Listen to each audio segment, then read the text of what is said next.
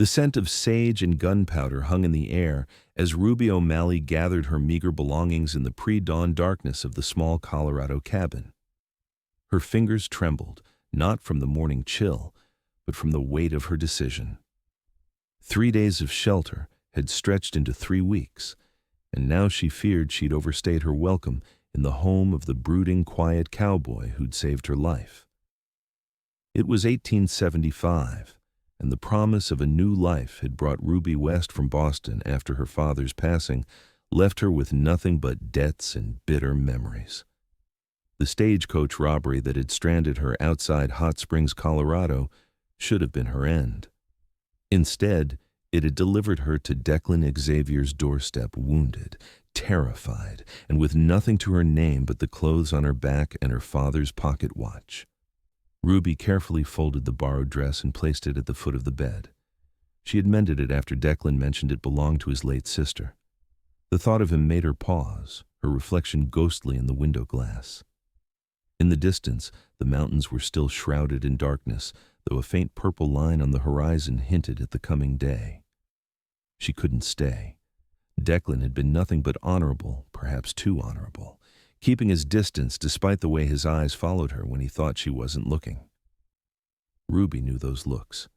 She'd seen them before in Boston from men who wanted something from her, though Declan's gaze held something different, something that made her chest tight with longing rather than dread. A floorboard creaked under her weight as she reached for her mended boots. She froze, listening for signs that she'd woken him.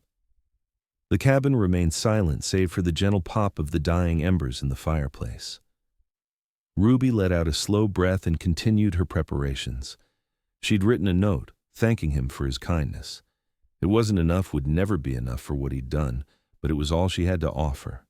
She had no money, no prospects, and her reputation would be in tatters if anyone discovered she'd been living unchaperoned with a man for nearly a month. The best thing she could do for both of them was disappear. Ruby's hand was on the latch when a deep voice cut through the stillness. "You planning on saying goodbye, or were you just going to vanish?" She turned slowly to find Declan leaning against the doorframe of his bedroom, arms crossed over his chest. He was fully dressed despite the early hour, as if he'd been expecting this very moment.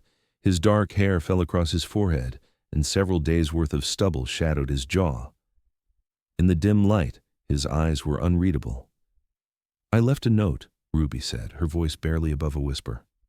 "A note?" Declan pushed away from the doorframe and took a step toward her.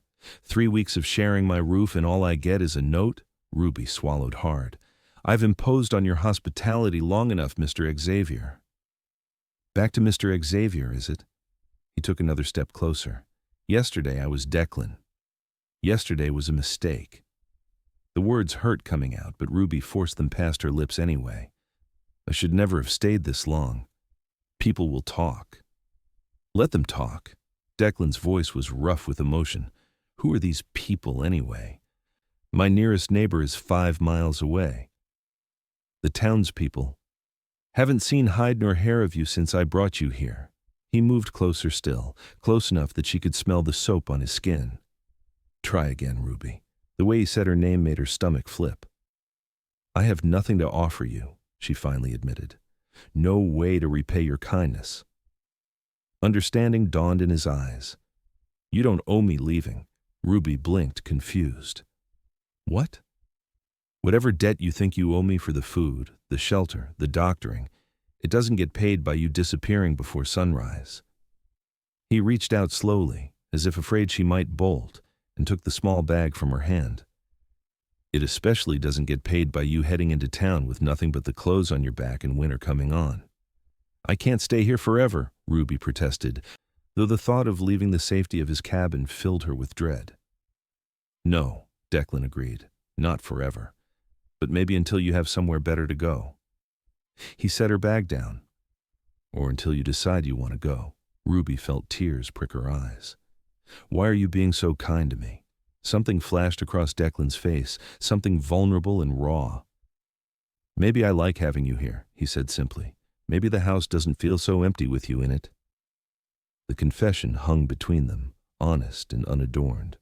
Ruby had encountered many men in her 22 years, but none who spoke to her with such direct sincerity. "I don't know how to be a burden and not hate myself for it," she admitted. "Then don't be a burden." Declan shrugged. "Help out. You already cook better than I do. You've mended my shirts. Spring's coming, and I could use help with the garden." "I don't know the first thing about gardening," Ruby said with a watery laugh. "I'll teach you." His lips curved into a rare smile. "Unless you had your heart set on scrubbing floors in some boarding house in town." The thought of returning to service made Ruby's shoulders slump. She'd done that in Boston after her father's death, working her fingers raw for pennies while fending off the advances of the house's master. She faltered, unable to articulate the tangle of pride, fear, and something else that kept her from accepting his offer outright. "Stay," Declan said softly, "at least until sunrise.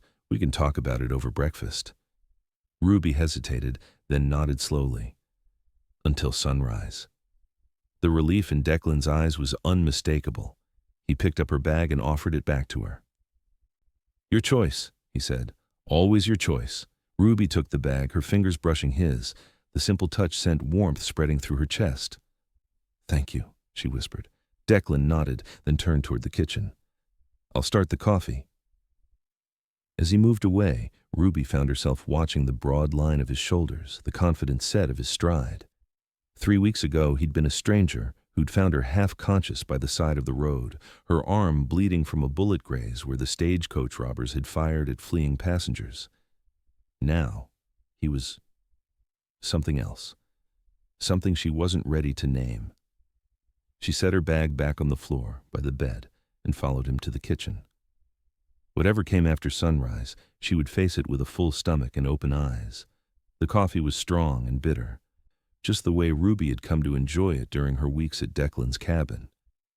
They sat in companionable silence as the sky outside gradually lightened from black to deep purple to the dusty pink of dawn. "I came west because I had nothing left in Boston," Ruby said suddenly, breaking the quiet. "My father was a businessman or fancied himself one. He made bad investments, fell into debt. When he died, there was nothing left but those debts." Declan listened without interrupting, his blue eyes steady on hers. "I answered an advertisement," she continued. "A mining company in Denver needed teachers for the workers' children. They promised passage west and a decent wage." She gave a bitter laugh. "There was no teaching position. When I arrived, I discovered they were recruiting women for other purposes." Declan's jaw tightened, but still he said nothing. "I refused," Ruby said, lifting her chin. "Took the last of my money and bought a ticket on the next stagecoach heading anywhere else. Then the robbery happened." She took a deep breath. "So you see, I have no prospects, no references, nothing to offer anyone." "You have yourself," Declan said simply. "That's plenty." Ruby looked away, uncomfortable with the intensity of his gaze. "Most wouldn't agree with you." "I'm not most." He rose from the table and moved to the window, where the first true rays of sunlight were now streaming through. "Sunrise," he observed. "Decision time." Ruby watched him, this man who had asked so little of her, yet given so much. "If I stay," she said carefully, "it would only be until I can find proper employment. And I would earn my keep." "Fair enough," Declan turned back to her. "I need help with the spring planting. The cattle need tending. The place could use a woman's touch." He cleared his throat. "Not that I expect. That is, your virtue is safe with me, Miss O'Malley." The formality made Ruby smile despite herself. "I believe we're past Miss O'Malley, Mr. Xavier." A slow grin spread across his face, transforming his usually solemn features. "Declan," he corrected. "Declan," she agreed. "And I'm Ruby. Just Ruby." "Nothing just about you," he murmured so quietly she almost didn't hear it. She pretended she hadn't, unsure how to respond to the compliment hidden in those words. "I'll stay until the end of spring," she decided. "By then, I should have enough saved to make my way to Denver or perhaps California." Declan nodded, though something like disappointment flickered in his eyes. "Spring it is." He hesitated, then added, "There's a social in town next weekend. Might be good for you to meet some folks besides this old cowboy." "You're hardly old," Ruby protested, guessing him to be no more than 30. "And I'm not much for socials." "Neither am I," Declan admitted. "But folks'll talk less if they see you out and about properly, instead of hidden away up here with me." Ruby understood his reasoning, though the thought of facing strangers made her palms sweat. "Very well," she agreed reluctantly, "but I have nothing suitable to wear." "Mrs. Peterson at the general store keeps a few ready-made dresses. We'll ride into town today and get you fixed up." He glanced at her apologetically. "I'd offer you more of my sister's things, but no, you've done more than enough," Ruby said quickly. "I'll repay you for the dress once I'm earning." Declan waved away her protests. "Consider it an advance on your wages." He drained the last of his coffee and stood. "I need to check on the horses. Be ready to ride in an hour?" Ruby nodded, a curious mix of relief and anticipation fluttering in her chest. She had just agreed to stay with a man she barely knew in the middle of nowhere. It should have terrified her. Instead, it felt like the first right decision she'd made in a very long time. True to his word, an hour later they were riding toward Hot Springs. Ruby sat astride a gentle mare named Daisy, wearing the same mended dress she'd arrived in. Declan rode beside her on his stallion, occasionally pointing out landmarks or sharing bits of local history. "How long have you lived here?" Ruby asked as they crested a hill that offered a sweeping view of the valley below. 10 years, Declan replied. "Came out after the war. Needed space." Ruby studied his profile. "You fought?" He nodded once, his expression closed. "Union, infantry." She knew better than to press. Many veterans kept their war experiences locked tight inside. Her father had employed a one-armed man who never spoke of Antietam, though he woke screaming some nights. "It's beautiful country," she said instead, genuinely awed by the vast openness of it. "That it is." Declan's face softened as he gazed out over his land. "Different kind of beauty than what you're used to, I expect." "Boston has its charms," Ruby conceded, "but there's something honest about this place. It doesn't pretend to be anything but what it is." Declan glanced at her, surprise and approval mingling in his expression. "Most Easterners complain about the dust and the space." "Perhaps I wasn't meant to be an Easterner," Ruby said lightly. The look he gave her then was so intense that she had to look away, her cheeks warming despite the cool spring air. Hot Springs proved to be smaller than Ruby had imagined, just a dusty main street lined with wooden buildings, a church at one end and what appeared to be a saloon at the other. A few houses were scattered around the edges, and in the distance she could see the steaming pools that gave the town its name. "Not much," Declan said apologetically as they rode in, "but it serves its purpose." People on the street turned to watch them pass, some nodding and greeting to Declan, others openly curious about Ruby. She sat straighter in the saddle, chin high despite her nervousness. They hitched their horses outside the general store, a weathered building with a wide porch and a sign that simply read Peterson's. Declan offered his hand to help Ruby dismount, and she tried to ignore the warmth that spread through her at his touch.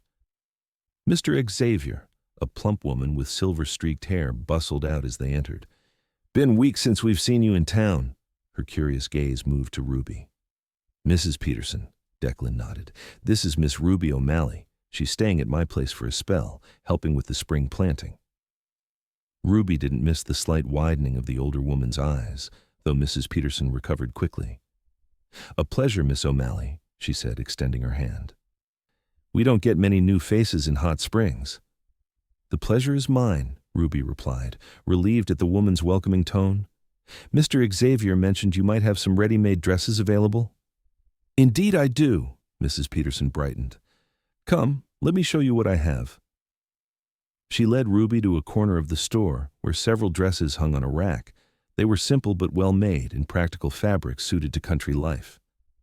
"These two might suit your coloring," Mrs. Peterson said, pulling out a sage-green work dress and a blue calico with tiny white flowers. "The blue would be lovely for the social next weekend." "You know about the social?" Ruby asked, surprised. Mrs. Peterson laughed. "My dear, I know about everything that happens in Hot Springs. It's my husband who's the mayor." While Ruby examined the dresses, Declan wandered off to collect other supplies.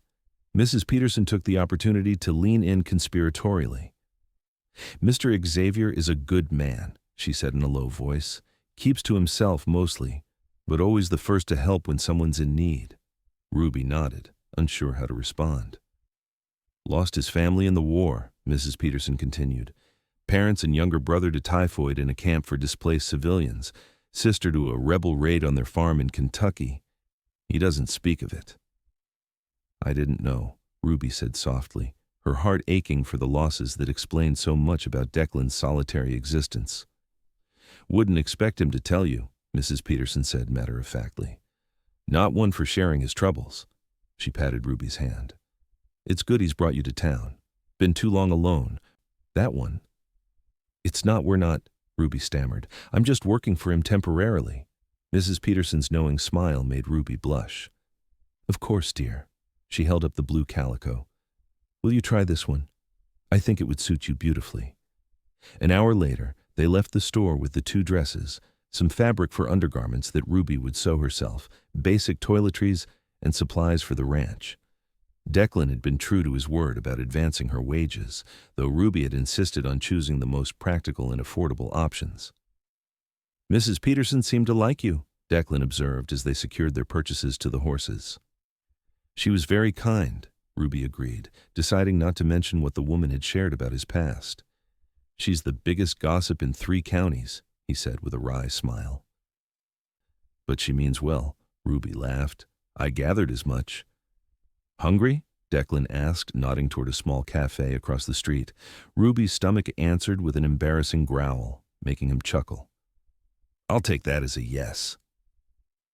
The cafe was simple but clean, with checked tablecloths and windows that looked out onto the main street. A harried-looking waitress showed them to a table and handed them each a menu written on a small chalkboard. "Specials beef stew," she said briskly. "Coffee's fresh."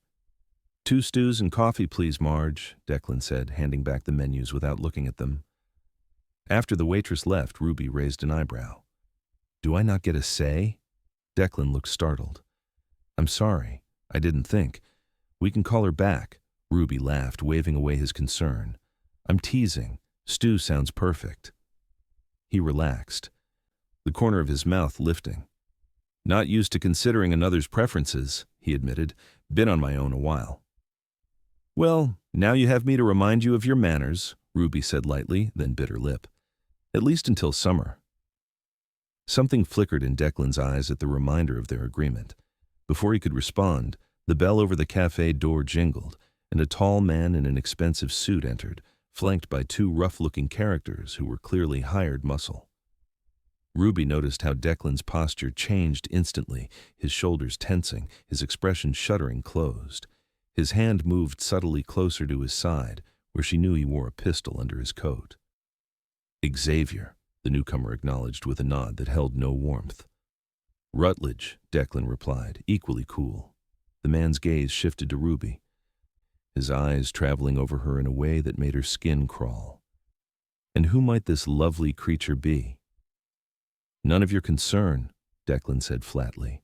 Rutledge's smile didn't reach his eyes.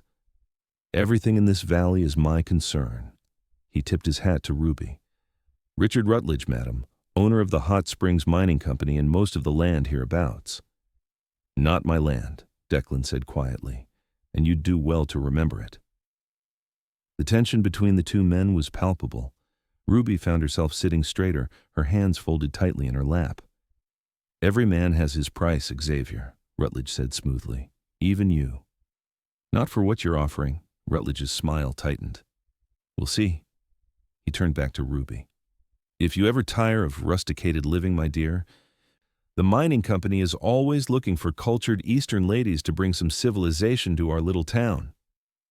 Ruby felt Declan stiffen beside her.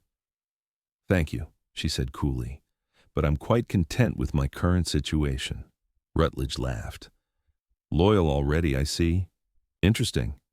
He touched the brim of his hat again. "Good day to you both." As he and his men claimed a table on the far side of the cafe, Declan let out a slow breath. "Sorry about that," he murmured. "Who is he?" Ruby asked quietly. Trouble, Declan said grimly. Came out here 5 years ago, bought up the old silver mine, then started pressuring ranchers to sell their water rights. Some did. I won't. And that's made you enemies, Ruby guessed. Made me a problem, Declan corrected. One he'd like to solve. Their food arrived, temporarily halting the conversation. Ruby ate slowly, her appetite diminished by the encounter. She couldn't help noticing how Rutledge continued to glance their way throughout the meal, his interest calculating. We should go, she said when they'd finished, feeling increasingly uncomfortable under the man's scrutiny. Declan nodded, laying coins on the table to cover their meal. Been thinking the same. They left quickly, Declan positioning himself between Ruby and Rutledge's table as they exited. Outside, the afternoon sun was bright, a stark contrast to the tension that had filled the cafe. He seemed very interested in you, Declan observed as they untied their horses. Ruby hesitated, then decided honesty was best. The mining company he mentioned, it might be the same one that placed those false advertisements in Boston. The ones that lured women west under false pretenses. Declan's expression darkened. Wouldn't put it past him. He helped her mount, his hands steady on her waist. Stay clear of Rutledge, Ruby. He's not a man who takes no for an answer. The ride back to the cabin was quieter than their journey into town had been, both of them lost in thought. Ruby couldn't shake the feeling that Richard Rutledge's interest in her wasn't coincidental, that somehow he'd recognized her from Boston, or at least recognized what she represented. A woman alone, vulnerable, in need of work. By the time they reached Declan's property, the sun was low in the sky, painting the mountains in shades of gold and purple. Despite her unsettled thoughts, Ruby couldn't help but be moved by the beauty of it. It's breathtaking, she said softly as they dismounted. Declan glanced at her, then at the sunset. Yes, he agreed, though something in his voice made her wonder if they were looking at the same view. That night, after a simple supper, Ruby sat by the fire, mending one of Declan's shirts.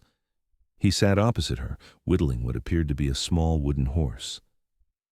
Where did you learn to carve like that? Ruby asked, impressed by the detail emerging from the block of pine. Declan looked up, almost surprised by the question. My father taught me. He made furniture before the war. You're very skilled, she said. He shrugged, uncomfortable with the praise. Passes the time. He hesitated, then held out the half-finished carving. For you. When it's done. Ruby's chest tightened at the unexpected gesture.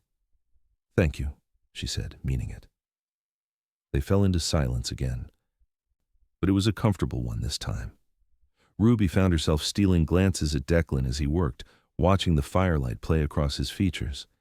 He was handsome in a rugged way, with lines at the corners of his eyes that spoke of squinting into the sun and a scar along his jawline that she suspected came from the war.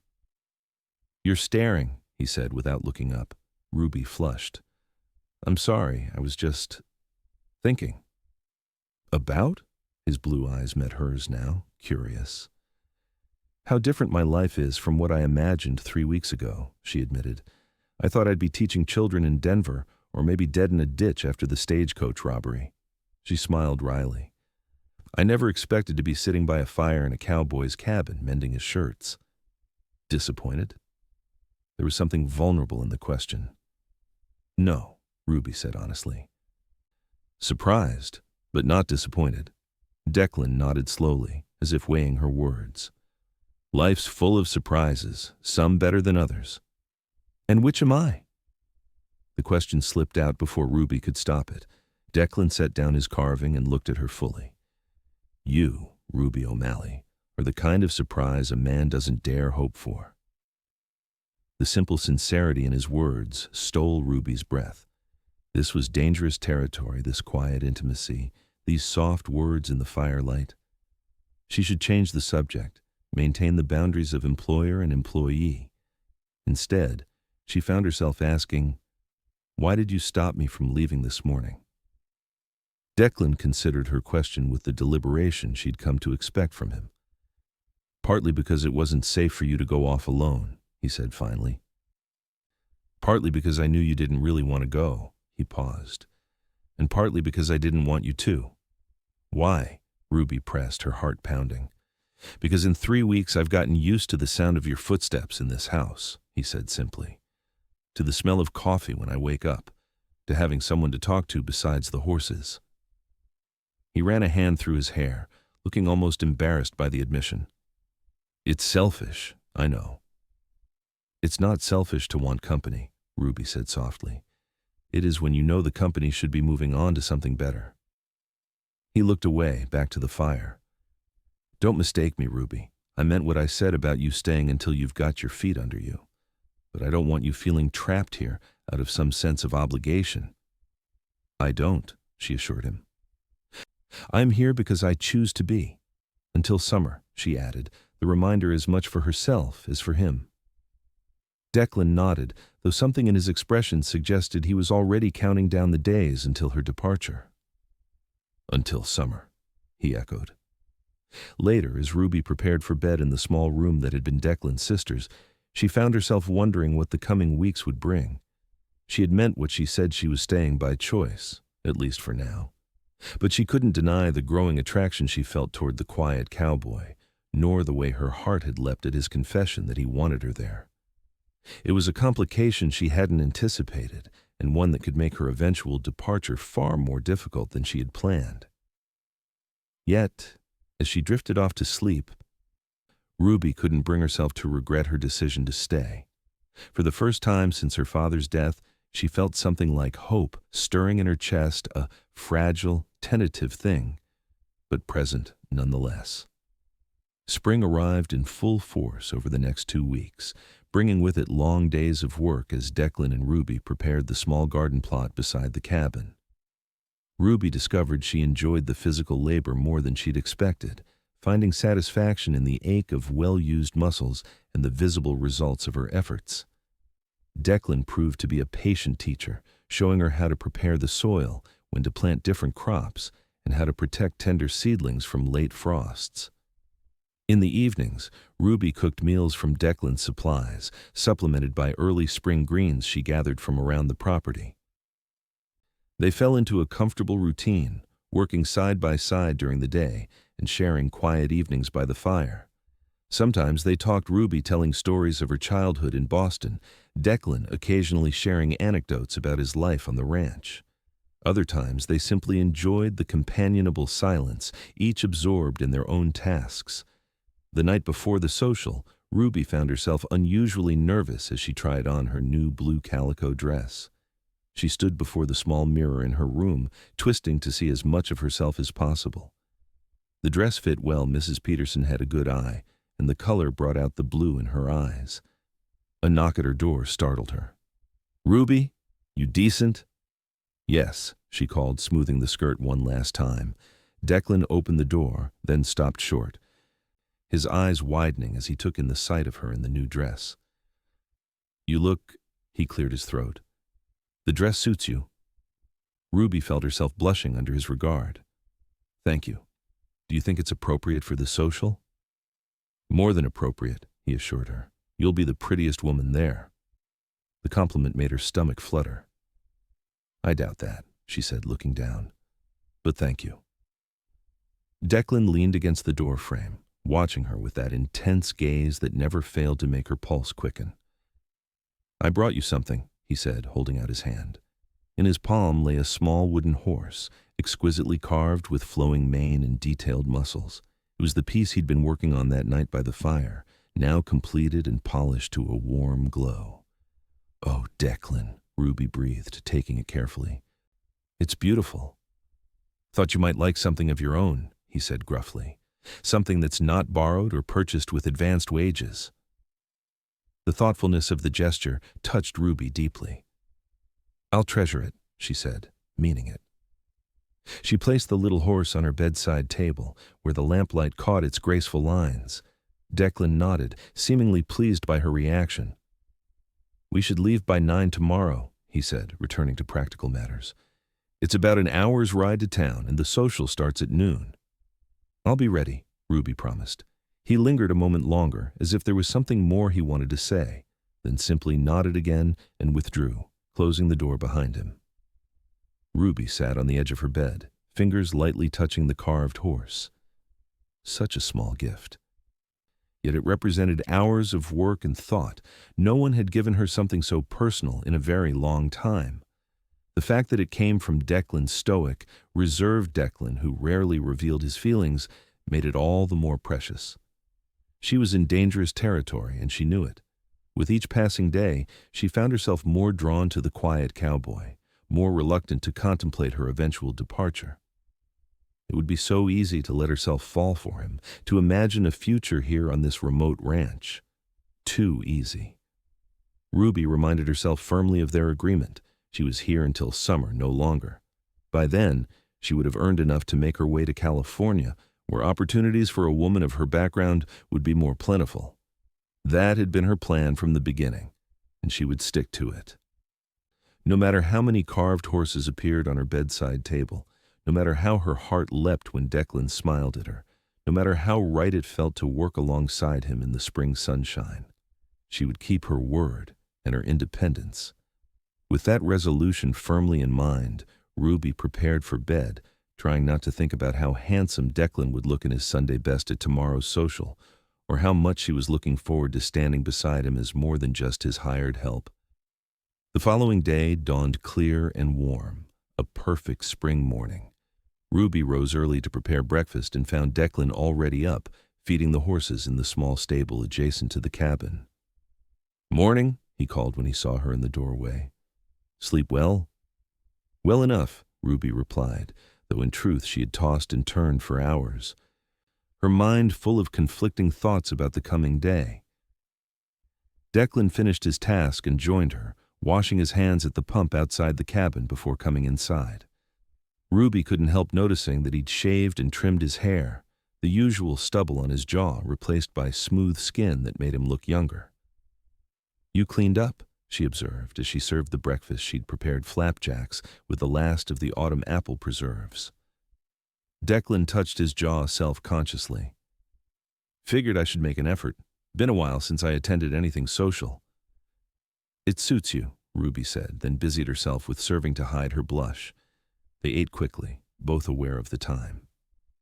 After breakfast, Ruby changed into her new dress while Declan saddled the horses. When she emerged from the cabin, she found him waiting. Dressed in clean dark trousers, a crisp white shirt, and a vest she hadn't seen before. His usual worn hat had been replaced by a newer one, and his boots were polished to a shine. Ruby faltered briefly at the sight of him. Handsome didn't begin to describe the transformation. He looked like a different man entirely, or rather, like the man he might have been if war and loss hadn't hardened him. "You look—" She paused, searching for a word that wouldn't reveal too much of her feelings. "Uncomfortable," Declan supplied with a wry smile. "But presentable, I hope?"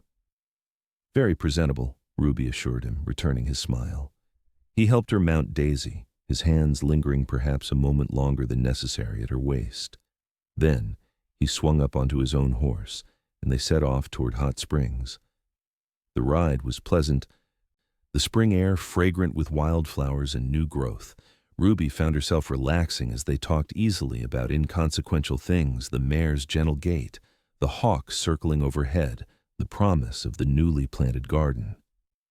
As they approached town, however, her nervousness returned. What would people think of her arriving with Declan? Would they assume a relationship that didn't exist? Or worse, would they correctly guess that she was little more than a charity case, a woman with nowhere else to go? "Stop worrying," Declan said quietly, as if reading her thoughts. Ruby glanced at him surprised. "How did you know I was worrying?" "You get a little line right here," he said, touching the space between his own eyebrows. "And you chew your bottom lip." The fact that he'd noticed such details about her was both disconcerting and oddly warming. "I can't help it," she admitted. "I'm not sure what to expect." "Just a gathering of folks who don't see each other often enough," Declan assured her. "Food, music, maybe some dancing if Mayor Peterson has his way." Dancing? Ruby hadn't considered that possibility. "I don't know if I remember how." Declan gave her a sidelong glance. "I'd be happy to refresh your memory." The offer hung between them as they rode into town, adding another layer to Ruby's already jumbled emotions. Hot Springs was transformed from the sleepy place they'd visited 2 weeks earlier. Bunting decorated the main street, and tables had been set up in the square before the church. A small group of musicians was tuning up on the church steps, and the delicious smell of barbecue filled the air. People were already gathering, dressed in their Sunday best. They turned to watch as Ruby and Declan rode in, whispers and curious glances following them as they dismounted and secured their horses. "Mr. Xavier!" Mayor Peterson strode forward to greet them, his round face beaming. "And Miss O'Malley, delighted you could join us." "Mayor," Declan nodded, shaking the man's hand. "Fine day for a social." "Indeed it is. Indeed it is." The mayor turned to Ruby. "My wife has been singing your praises, Miss O'Malley. Says you have the manners of a true lady." Ruby smiled, touched by Mrs. Peterson's kindness. "Your wife was very welcoming. I'm grateful for her help with my new dress." "And a lovely dress it is," the mayor agreed. "Now, let me introduce you to some of our townspeople." What followed was a whirlwind of introductions.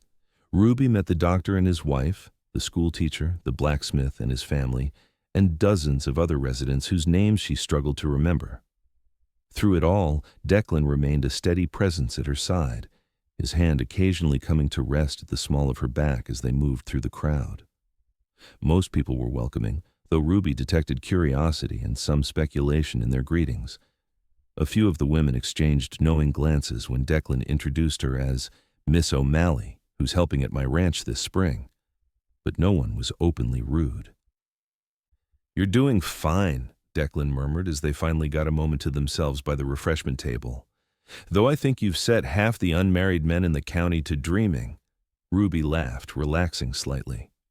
"Hardly. But thank you for staying close. It's easier with you here." Something softened in Declan's eyes at that. "Wouldn't dream of leaving you to the wolves," he said lightly, though his gaze held a warmth that belied his casual tone. The sound of the fiddles tuning up drew their attention to the cleared area before the musicians. Mayor Peterson clapped his hands for attention. "Ladies and gentlemen, the dancing's about to begin," he announced. "Gentlemen, claim your partners." Ruby felt a moment of panic. She hadn't danced since before her father's death, and even then, it had been at formal Boston gatherings, not country socials where she knew none of the steps. "May I have this dance, Miss O'Malley?" The voice wasn't Declan's. Ruby turned to find Richard Rutledge standing before her, hand extended, a confident smile on his face. He was impeccably dressed in an expensive suit that set him apart from the other men present. Before Ruby could respond, Declan stepped forward. "Miss O'Malley has already promised this dance to me," he said firmly. Rutledge's smile didn't falter, though his eyes hardened. "Perhaps the next one, then." "Perhaps," Ruby said noncommittally, allowing Declan to lead her to the dance floor. Once they were out of earshot, she gave him a questioning look. "I didn't promise you a dance." "Would you rather dance with Rutledge?" Declan asked, his hand settling at her waist as they took their places in the forming line. "No," Ruby admitted, "but I don't know these dances." "Follow my lead," Declan said simply. "You'll pick it up quick enough." The music began, a lively reel that had couples circling each other, joining hands and separating again, in a pattern that seemed chaotic to Ruby at first. But true to Declan's word, she soon found the rhythm, guided by his steady presence and the clear enjoyment on his usually solemn face.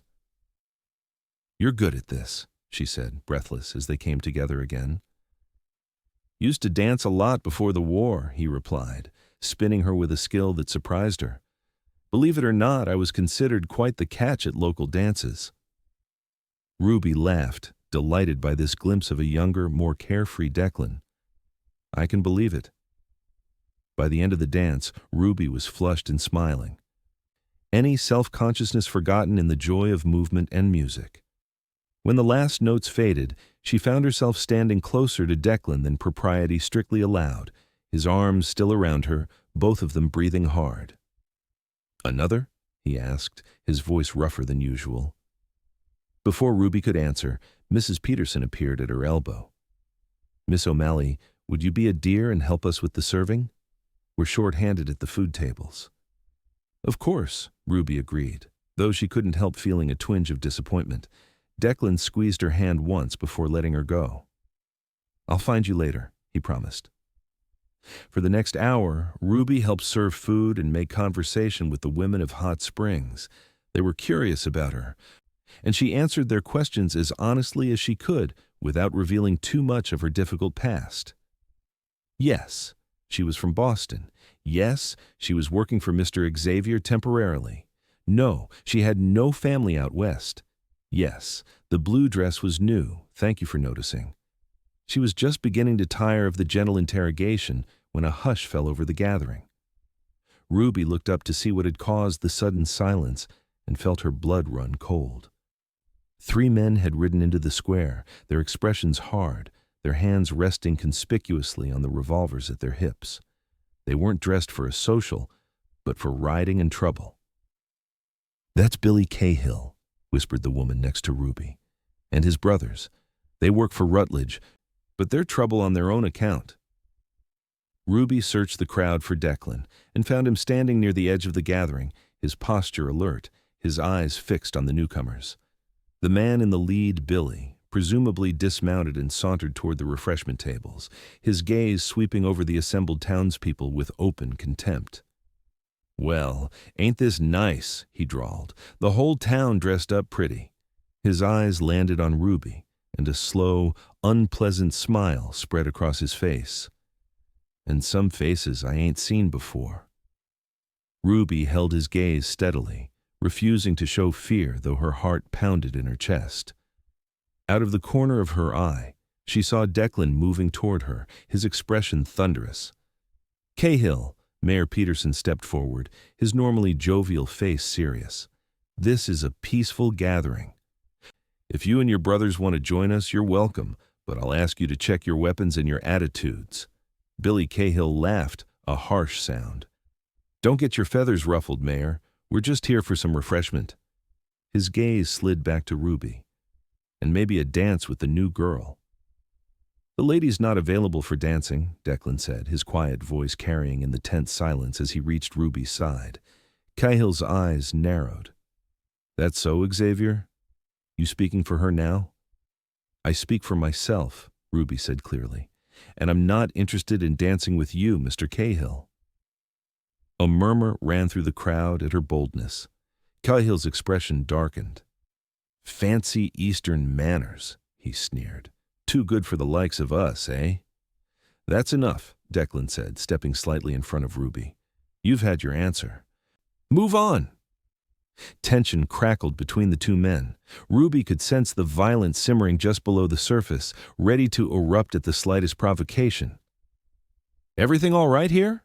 Richard Rutledge's smooth voice cut through the standoff as he joined the group. "Billy, I believe I asked you to deliver a message to Carson City today." Cahill's eyes flicked to his employer. "Was just about to leave, Mr. Rutledge. Thought I'd stop by and pay my respects to the good people of Hot Springs first." "How conscientious of you," Rutledge said dryly. "But I believe your brothers are waiting, and that message won't deliver itself." For a moment, it seemed Cahill might refuse. Then he shrugged, his gaze lingering on Ruby with a promise of future trouble before he turned away. "Another time," he said, loud enough for everyone to hear. As he and his brothers rode out, the tension in the square slowly dissipated. Conversations resumed, though more subdued than before. Ruby realized she was trembling only when Declan's hand closed gently over hers. "You all right?" he asked quietly. She nodded, trying to steady herself. "Who was that man?" "Hired gun," Declan replied grimly. "Rutledge uses him and his brothers for jobs that require intimidation rather than negotiation." He glanced toward Rutledge, who was now charming a group of town matrons across the square. Interesting that he called them off. Perhaps he didn't want trouble at the social, Ruby suggested, though she doubted it was that simple. Declan's expression suggested he shared her skepticism. "Perhaps," he allowed. "Or perhaps he wanted to present himself as the reasonable party in contrast to Cahill's thuggery."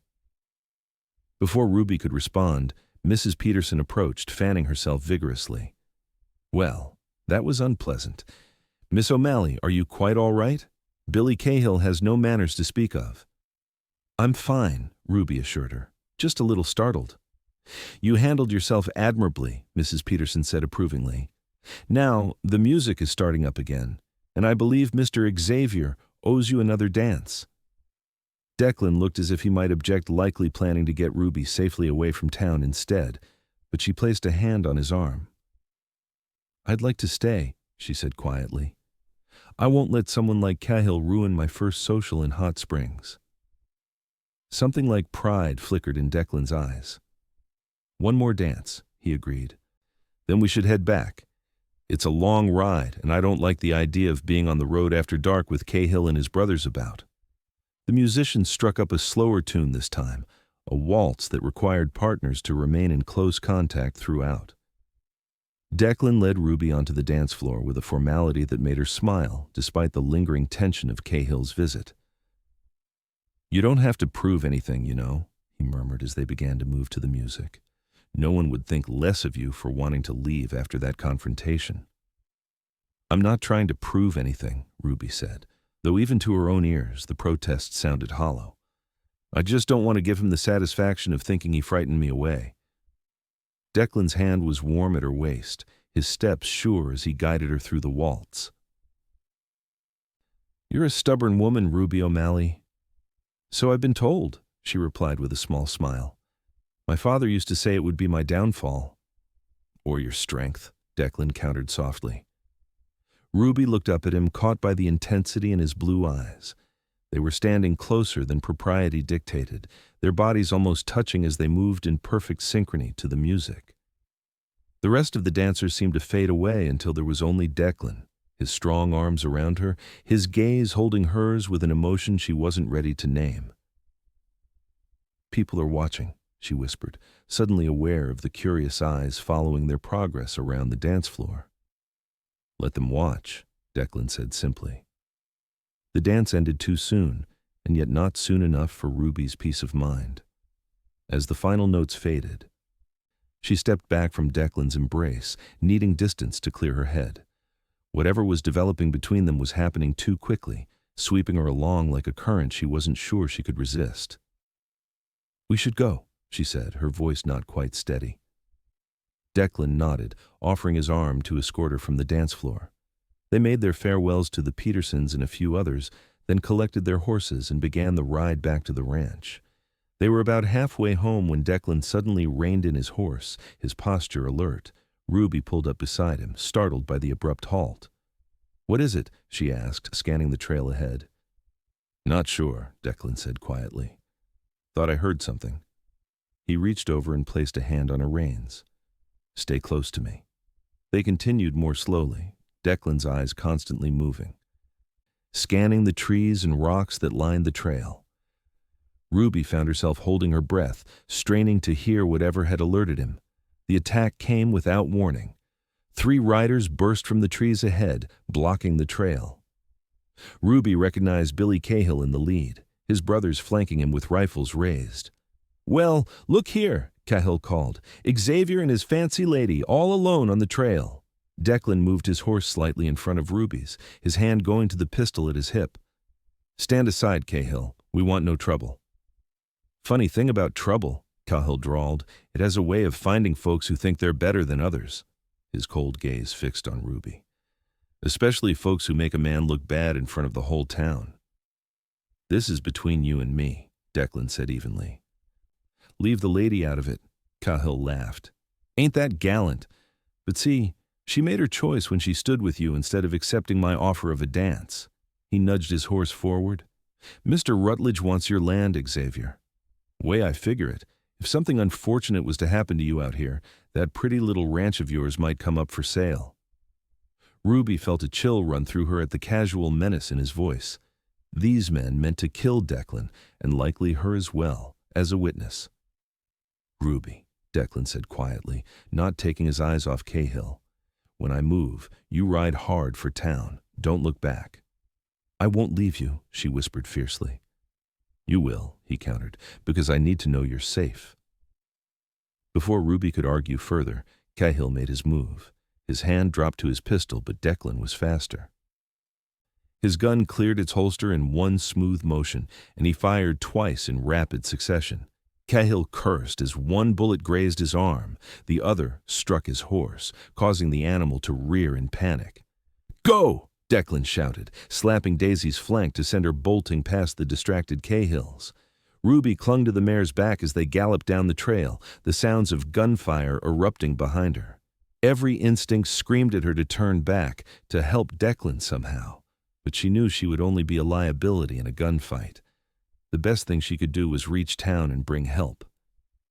Daisy seemed to sense the urgency, running faster than Ruby had ever experienced. The wind whipped tears from her eyes as she leaned low over the mare's neck, urging her on with words and pressure from her knees. A bullet whizzed past her ear, and Ruby realized one of the Cahills was in pursuit. She didn't dare look back, focusing instead on the trail ahead, praying she wouldn't encounter any obstacles that would slow Daisy down. Another shot, closer this time. Ruby's heart pounded in her chest, fear and adrenaline making her lightheaded. The trail curved sharply ahead, following the edge of a steep ravine. Ruby guided Daisy around the bend, then nearly cried out in relief at the sight that greeted her. A group of riders was approaching from the direction of town, led by Sheriff Davis with Richard Rutledge at his side. They pulled up short at the sight of Ruby galloping toward them, her hair come loose from its pins, her face wild with fear. "Miss O'Malley," the sheriff called as she reined Daisy to a heaving stop. "What in blazes?" "The Cahills," Ruby gasped. "They ambushed us on the trail. Declan Mr. Xavier, he's fighting them off, but they mean to kill him. Please, you have to help." The sheriff turned to his deputies. "Johnson, escort Miss O'Malley back to town, the rest of you with me." He glanced at Rutledge. "You coming, Mr. Rutledge?" Rutledge's expression was unreadable. "Of course," he said smoothly. "Can't have vigilante justice in our county, can we?" "No," Ruby protested. "I'm going back. Declan needs help." "Miss, it's too dangerous," the sheriff began. "I know where they are," Ruby insisted, "and I'm going, with or without you." Something in her tone must have convinced him, for after a brief hesitation, the sheriff nodded. "Stay behind us," he ordered, "and if there's any more shooting, you get down and stay down. Understood?" Ruby nodded, already turning Daisy back the way she had come. Her fear for Declan overrode any concern for her own safety. If something happened to him because he had tried to protect her. They rode hard back up the trail, the sounds of their approach surely audible long before they came into view. As they rounded the bend where Ruby had last seen Declan, she strained to see through the dust and confusion ahead. The scene that met her eyes made her blood run cold. One of the Cahill brothers lay motionless on the ground. The other was on his knees, hands raised in surrender as a deputy covered him with a rifle. Of Billy Cahill and Declan, there was no immediate sign. Then she heard voices from the ravine below, angry shouts and the sounds of a struggle. Ruby dismounted and rushed to the edge, heedless of the sheriff's warning to stay back.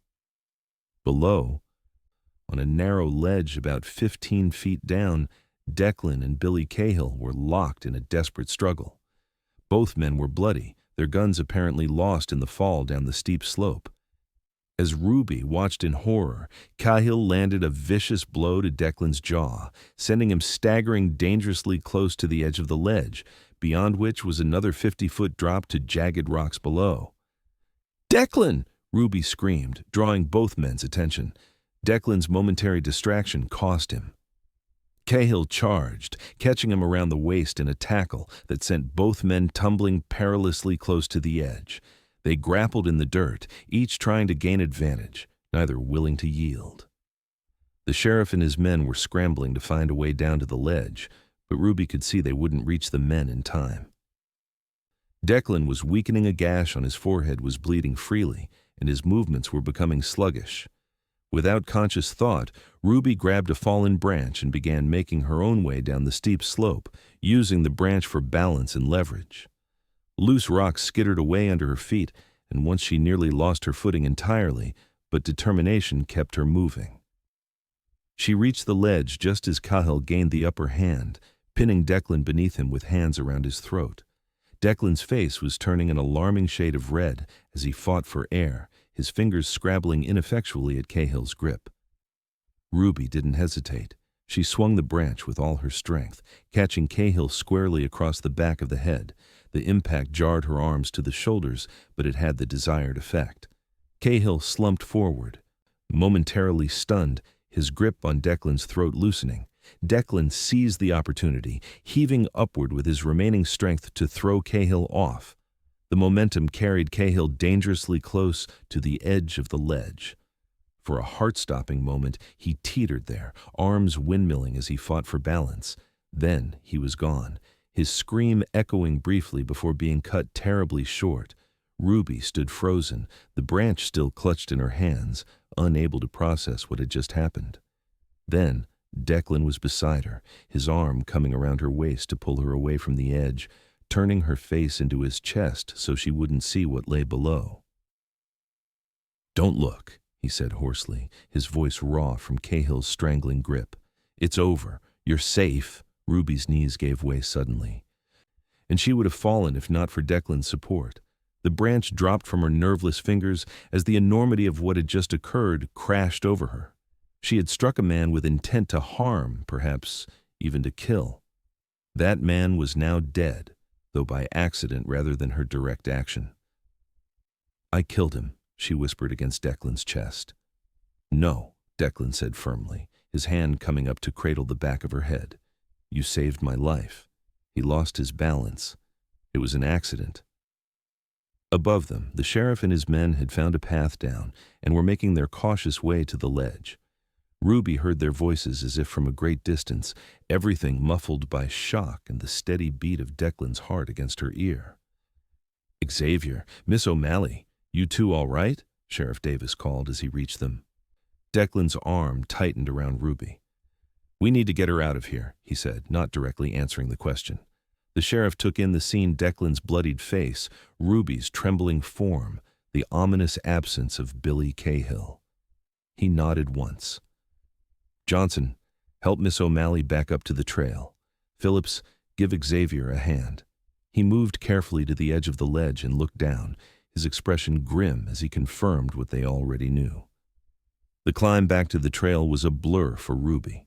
She moved mechanically, following Johnson's instructions, accepting his supportive hand when needed. Her mind felt oddly disconnected from her body, as if she were watching herself from a distance. At the top, Richard Rutledge was waiting with the horses, his face a carefully composed mask of concern. "Miss O'Malley," he said, stepping forward, "how terrible for you to have experienced such violence. Allow me to escort you back to town where the doctor can attend to you." Before Ruby could respond, Declan was beside her again, his presence solid and reassuring despite his own injuries. "She's coming home with me," he said, his tone brooking no argument. Rutledge's expression hardened briefly before smoothing back into solicitous concern. "Surely the lady would be more comfortable in town?" "My hotel could provide—" "No," Ruby found her voice at last. "Thank you, Mr. Rutledge, but I wish to return to Mr. Xavier's ranch." Rutledge looked between them, something calculating in his gaze. "As you wish," he said finally. "Sheriff, I trust there will be a full investigation into this unfortunate incident. After all, 3 men are dead." "There will be an inquest," Sheriff Davis confirmed. "But given that the Cahills ambushed Mr. Xavier and Miss O'Malley, and considering their reputation, I don't anticipate any charges being filed." "We shall see," Rutledge murmured. "Good day to you all." With a tip of his hat, he mounted his horse and rode away toward town. The sheriff turned to Declan and Ruby. "I'd like your formal statements, but they can wait until tomorrow. Get yourselves home and tended to. That cut on your head needs stitching, Xavier." Declan nodded, then guided Ruby to where Daisy waited. His own horse had apparently bolted during the confrontation and was nowhere to be seen. "Can you ride?" he asked Ruby gently. She nodded, though in truth she wasn't sure her trembling limbs would support her. "We'll ride double," Declan decided, lifting her onto Daisy's back before mounting behind her. His arms came around her to take the reins, creating a protective circle that made Ruby feel safer than she had any right to feel after what had just occurred. The ride back to the ranch was silent, both of them too exhausted and shaken for conversation. Ruby found herself leaning back against Declan's chest, drawing comfort from his solid presence despite the knowledge that her impulsive action had contributed to a man's death. By the time they reached the cabin, the sun was setting, casting long shadows across the yard. Declan dismounted first, then helped Ruby down, his hands lingering at her waist as if afraid she might collapse without his support. "Come on," he said quietly. "Let's get inside." The familiar surroundings of the cabin were both comforting and surreal to Ruby. How could everything look exactly the same when the world had tilted so drastically on its axis? She moved to the stove automatically, intending to heat water for coffee or to clean Declan's wounds. She wasn't entirely sure which. "Sit down, Ruby," Declan said, his voice gentle but firm. "You're in shock." She obeyed, sinking into a chair at the table, while Declan built up the fire and put water on to heat. He moved efficiently despite his injuries, and Ruby watched him with a detached sort of fascination. "You're bleeding," she observed, her voice sounding strange to her own ears. Declan touched the cut on his forehead, which had mostly stopped bleeding but still looked angry and swollen. "It's not deep," he assured her. "Head wounds just bleed a lot." When the water was hot, he dampened a cloth and brought it to Ruby, kneeling before her chair. "You have some scrapes," he explained, carefully cleaning a scratch on her cheek that she hadn't even noticed. His tenderness broke something inside her. Tears welled up and spilled over before she could stop them, and once they started, she couldn't seem to make them stop. Great, heaving sobs racked her body as the events of the day crashed over her. "I killed him," she choked out. "I hit him and he fell, and now he's dead." "Ruby, look at me." Declan's hands came up to frame her face, forcing her to meet his gaze. "You saved my life.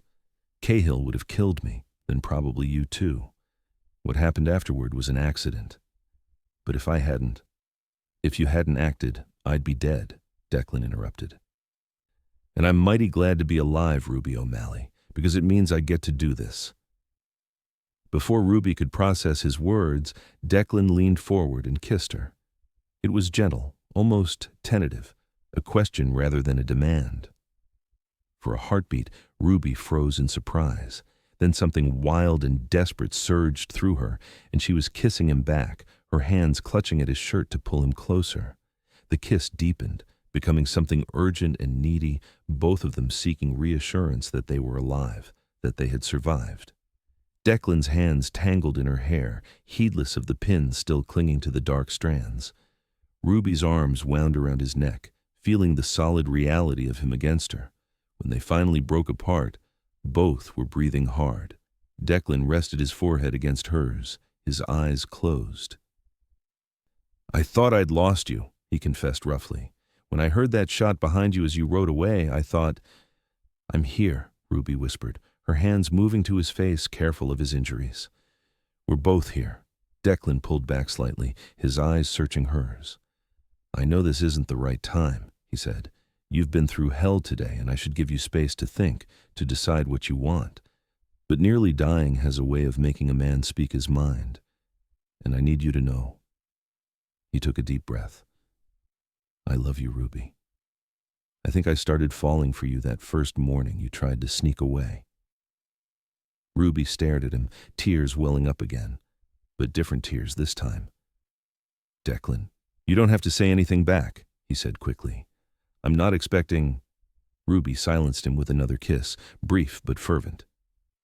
"I love you too," she said when they parted. "I've been fighting it because I was afraid of depending on anyone again, afraid of losing my independence. But today, when I thought you might die," her voice broke, "I realized none of that matters if you're not in my life." Declan gathered her into his arms, holding her as if she were something precious and fragile. "You won't lose your independence with me," he promised. "I don't want to cage you, Ruby. I just want to build a life with you." They sat like that for a long time, holding each other as the fire burned down and the room grew dim. Eventually, practical matters reasserted themselves. Declan's wounds needed cleaning, and both of them were exhausted and hungry. Ruby insisted on tending to Declan's injuries, her hands steady now as she carefully cleaned the cut on his forehead and the various other scrapes and bruises he had sustained in the fight. He submitted to her ministrations with surprising patience, his eyes never leaving her face. They ate a simple meal of bread and cold meat, neither of them having the energy to cook. Afterward, Ruby expected Declan to retire to his room as usual, but instead, he took her hand and led her to the small sofa before the fireplace. "Just sit with me a while," he said, pulling her down beside him. "I'm not ready to let you out of my sight yet." Ruby curled against his side, her head finding a natural resting place on his shoulder. Despite everything that had happened, or perhaps because of it, she felt a profound sense of peace. Tomorrow there would be statements to give, an inquest to face, and no doubt more confrontation with Richard Rutledge. But tonight, there was just this: the warmth of the fire, the solid presence of the man she loved, and the certainty that she had found her place in the world.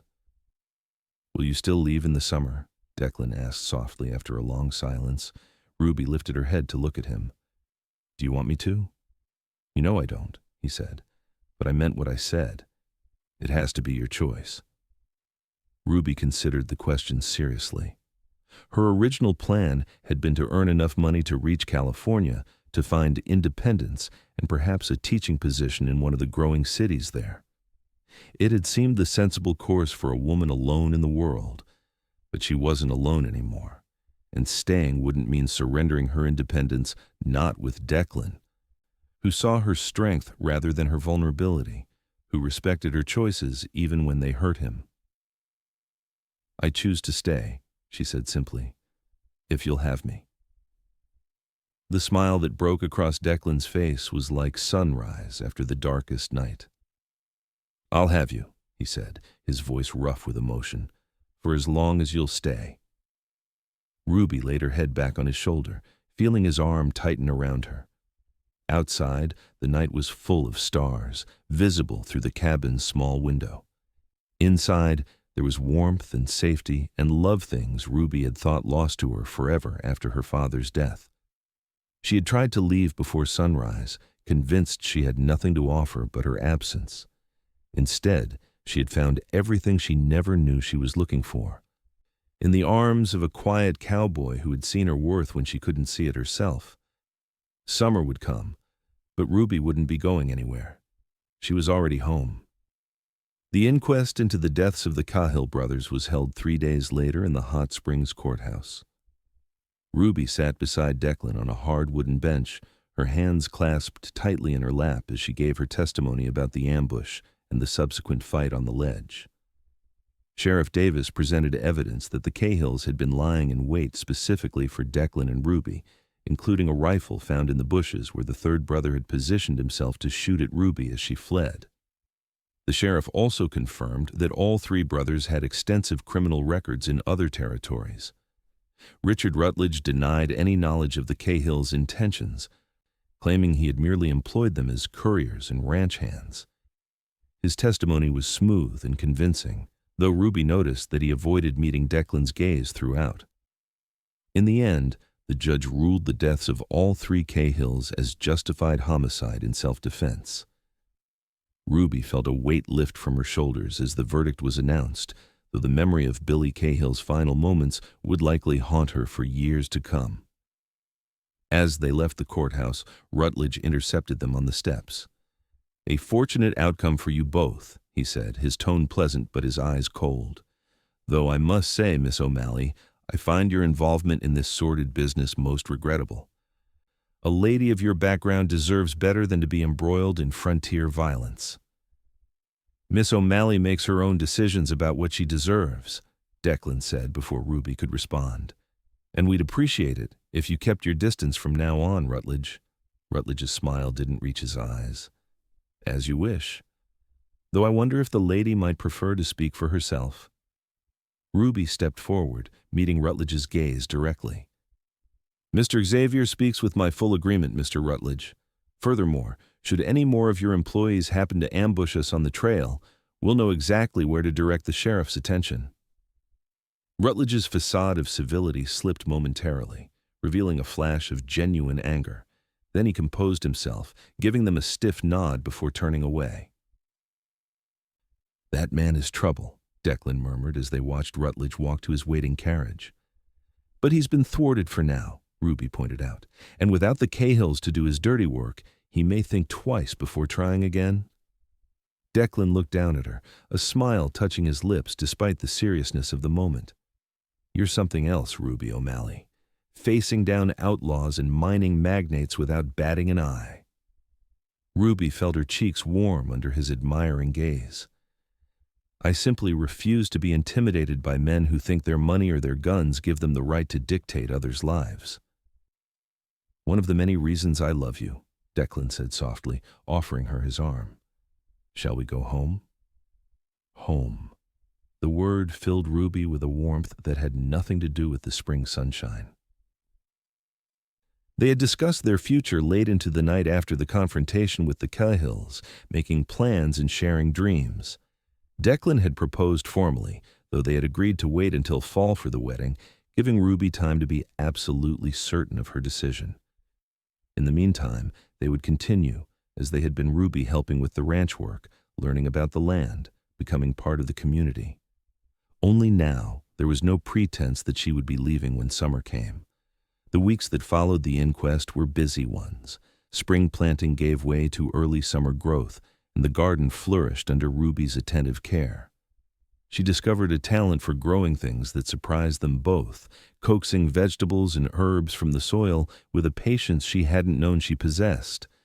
Declan taught her to ride properly, not just the sedate pace she'd managed before, but how to really handle a horse in difficult terrain. They explored the far reaches of his property together, Declan pointing out the boundaries, the best grazing lands, the hidden springs and sheltered valleys. In town, Ruby gradually became accepted as a permanent fixture in Declan's life. Mrs. Peterson took her under her wing, introducing her to the other ranchers' wives and including her in the ladies' sewing circle.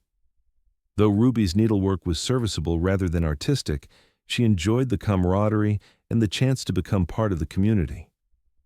Word of their engagement spread quickly, as news did in small towns. Most reactions were positive congratulations, offers of help with wedding preparations, knowing smiles from those who claimed they had seen it coming from the start. A few people raised eyebrows at the speed of the relationship, but even they had to admit that Declan Xavier had never looked happier in all his years in Hot Springs. Through it all, Ruby found herself growing more certain of her decision with each passing day. The fear that had driven her to try to leave before sunrise that morning, months ago, fear of dependence, of obligation, of losing herself in another person's life, gradually faded as she discovered that loving Declan didn't diminish her in any way. Instead, it gave her the foundation from which to grow stronger, more confident, more herself. On a warm evening in late June, they sat together on the porch of the cabin, watching the sunset paint the mountains in shades of gold and purple. Declan had his arm around her shoulders, and Ruby leaned comfortably against him, content in the peaceful moment. "I've been thinking," Declan said, breaking the companionable silence, "about the cabin." Ruby looked up at him questioningly. "What about it?" "It's small," he said simply. "Fine for a bachelor, or even for us now, but—" he hesitated. "If we were to have a family someday, we might want more space." The idea of their children made Ruby's heart skip a beat. They had spoken in general terms about wanting a family, but this was the first concrete acknowledgement of that future possibility. "What did you have in mind?" she asked, trying to keep her voice casual, though her pulse had quickened. "There's good timber on the north side of the property," Declan said. "I thought I might start cutting and seasoning logs this summer. By next spring we could build a proper house, 2 stories, with real glass windows and a covered porch all the way around." He glanced down at her, a hint of uncertainty in his eyes. "If you'd like that." Ruby pictured it a solid house built by Declan's hands, with room for children to grow, perhaps even a separate schoolroom where she could teach their children and others from nearby ranches. "I'd like that very much," she said softly. Declan's smile was tender as he brushed a strand of hair from her face. "I want to build a life with you, Ruby." A good life, with room to grow. We already are, she replied, reaching up to touch his cheek. The house is just a building. The life is what we make together, day by day. He turned his head to kiss her palm, a gesture that still sent warmth curling through her even after months of such casual intimacies. When did you get so wise? He asked, only half teasing. Ruby laughed. Perhaps around the same time I fell in love with a stubborn cowboy who wouldn't let me leave before sunrise. Best decision I ever made, Declan said seriously, pulling her closer. Stopping you that morning. Ruby thought about the path that had led her here, the tragedy of her father's death, the desperation that had driven her west, the stagecoach robbery that had seemed like the final cruel blow of fate. All of it had brought her to this moment, this man, this life that she now couldn't imagine giving up. I'm glad you did, she whispered, leaning up to kiss him softly. I'm glad you reminded me that I don't owe you leaving. You never did, Declan murmured against her lips. But you owe me nothing for staying either. That's your gift, freely given. As the last light faded from the sky and the first stars appeared, Ruby rested her head on Declan's shoulder, perfectly at peace. Whatever challenges tomorrow might bring Rutledge's continuing presence in the valley, the hard work of building a new house, the uncertainties of ranching in this sometimes harsh land, they would face them together. She had tried to leave before sunrise, convinced that was the honorable path.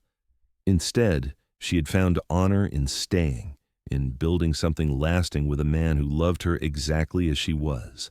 Not a debt to be repaid, but a choice to be embraced. Not an ending, but a beginning, their beginning. And as Declan took her hand and led her inside to the warmth of their home, Ruby knew with absolute certainty that she had made the right choice. The autumn wedding of Ruby O'Malley and Declan Xavier was the social event of the year in Hot Springs. The entire town turned out for the ceremony, held in the small church at the end of Main Street, with Mayor Peterson officiating and his wife providing a wedding cake that became the stuff of local legend. Ruby wore a dress of ivory silk ordered specially from Denver, with Mrs. Peterson's blue lace handkerchief sewn inside the hem as her something borrowed and blue. Declan, looking uncomfortable but handsome in a new suit, waited for her at the altar with an expression of such naked adoration that several of the town's matrons were seen dabbing at their eyes before the bride even appeared. As Ruby walked alone down the aisle, no father or brother to give her away, she felt not sorrow for those absent, but profound gratitude for the community that had embraced her as one of their own. Mrs. Peterson beaming in the front pew, Sheriff Davis standing tall in his best uniform, even Dr. Miller and his wife, who had become friends after tending to Declan's wounds following the confrontation with the Cahills. Most of all, she felt grateful for Declan himself, waiting for her with steady eyes and an outstretched hand. When she reached him, and their fingers intertwined, she knew with bone-deep certainty that she was exactly where she was meant to be. The reception was held in the town square, with tables laden with food contributed by every household in Hot Springs. There was music and dancing, laughter, and a few happy tears. Richard Rutledge was conspicuously absent, having left town on urgent business the week before the wedding, a fact that allowed everyone to breathe a little easier and celebrate without looking over their shoulders. As the afternoon waned into evening, Declan led Ruby away from the festivities to a quiet spot beneath a cottonwood tree at the edge of the square. "Happy?" he asked, his hand warm in hers. Ruby smiled up at him, her heart so full it felt it might overflow. "Completely," she assured him, "though I admit I'm looking forward to going home." "Home," Declan repeated, satisfaction evident in his voice. "To our home." Home was still the cabin, though now with improvements made in anticipation of their married life. Declan had built a larger bed, installed shelves for Ruby's growing collection of books, and added a small room at the back where Ruby could teach the children from nearby ranches who had no access to the town school. The logs for their future house were already cut and seasoning, stacked neatly behind the barn. Come spring, they would begin building in earnest. For now, the cabin was more than enough cozy, familiar, filled with memories of their growing love.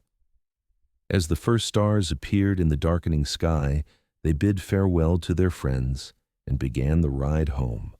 Ruby rode beside Declan rather than behind him now, comfortable and confident on her own horse, a wedding gift from her husband, a spirited mare named Starlight. They rode in companionable silence, each lost in thoughts of the day and the future stretching before them. When the cabin came into view, its windows glowing with the lanterns they had left lit, Ruby felt a surge of emotion so strong it caught in her throat. "What is it?" Declan asked, always attuned to her moods. "I was just thinking," Ruby said softly, "about how different my life might have been if you hadn't stopped me that morning. If you had let me leave before sunrise." Declan reined his horse to a stop, turning in the saddle to look at her fully. "But I didn't," he said simply. "And you stayed." "I stayed," Ruby agreed, "and it was the best decision I ever made." Declan's smile in the moonlight was tender. "Come on, Mrs. Xavier," he said, using her new name with evident pleasure. "Let's go home." As they approached the cabin, Ruby thought about the journey that had brought her here, the losses and disappointments, the wrong turns and unexpected blessings. She thought about the frightened young woman who had tried to slip away in the pre-dawn darkness, convinced she had nothing to offer but her absence. That woman was gone, transformed by love and acceptance into someone stronger, braver, more at peace with herself and her place in the world. In her place was Ruby Xavier, wife and teacher, future mother and ranch partner, a woman who had found her true home not in a place, but in a person. The cowboy who had said those simple, life-changing words, "You don't owe me leaving." Words that had opened a door to a future brighter than any Ruby could have imagined for herself. A future that was just beginning as Declan lifted her from her saddle and carried her, laughing, across the threshold of their home. 5 years later, Ruby stood on the wide porch of the new house, watching the sunset paint the mountains in familiar shades of gold and purple. Behind her, through the large windows Declan had been so proud to install, she could hear the sounds of their family preparing for dinner. Declan's deep voice, the higher pitch of their 3-year-old son, James, and the occasional coo from baby Sarah in her cradle. The house had been completed 2 years earlier, just in time for James's birth. It was everything Declan had promised, 2 stories, with glass windows, a covered porch, and rooms that seemed almost extravagantly spacious after the snug confines of the cabin, which now served as a schoolhouse for the growing number of children Ruby taught. Ruby rested her hands on the porch railing, breathing in the scent of approaching autumn. It had been 5 years since her wedding day. 5 years of building a life with Declan that exceeded all her hopes and expectations. They had faced challenges, of course. 2 harsh winters that threatened their cattle, a fire that nearly claimed the barn before they and their neighbors managed to extinguish it. Richard Rutledge's continuing, though more subtle, pressure to sell their water rights. But they had weathered each challenge together, growing stronger as a couple and as individuals.